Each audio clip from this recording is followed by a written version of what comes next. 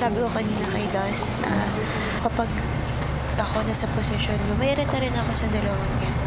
Pero, ayun, sorry na naging part kayo ng journey namin na yun. And nag-gets namin na at some point, parang Naiintindihan naman. hindi kami nakasama.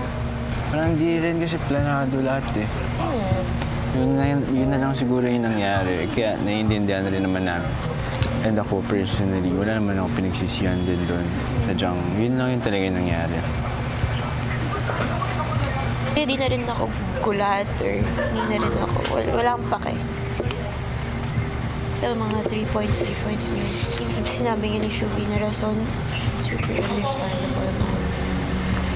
Puntahan ko lang sa Leslie.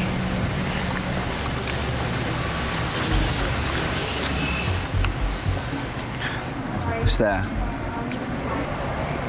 Brenty, yung sa game night, nag-ano kasi si Gets namin yun. Yung na-ex na... Pero naiintindihan mo yung nangyari kay Bianca na. Oh, Lasing kasi siya eh. parang kailangan lang talaga namin umisip ng isang Reason. The nomination actually said that Armis will say something good. Yeah. Yung feeling ko sobrang kahit na nanonominate na kami, inaangat niyo pa rin kami.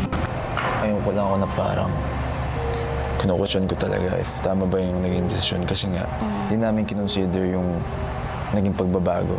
Yeah. Parang ngayon lang nagsing in sa akin na nabago nyo naman na yun.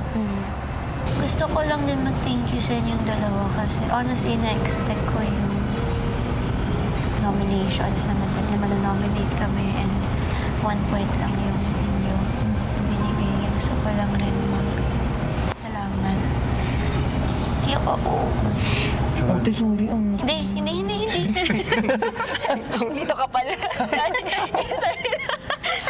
Right in front of me. Iba-iba na din talaga tayo sa journey. Wala yun, bro. Kami ngayon kailangan ko 17 sa akin. Di pala yung binigay sa'yo. Pag ready na. Pag ready na siya. Ready na siya. Bibigyan na ng time.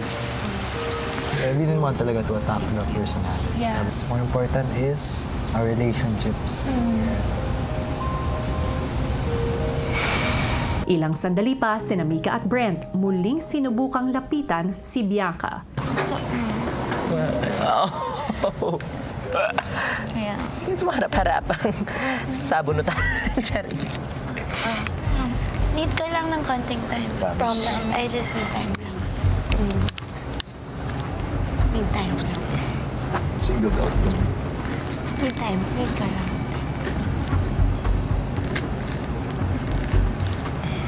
Actually, yung mahirap na part dun, kuya, si Bianca pa nagturo sa akin kung paano mag-nominate ng maayos. Tumitingin sa task, sa galaw sa bahay, and hindi sa relationship. Honestly, gusto ko sabihin na I'm okay because that's what we always say. But I'm not. I feel very betrayed. And it's really painful. I can take many countless 3 points kahit mula pa sa inyong lahat ng paulit-ulit.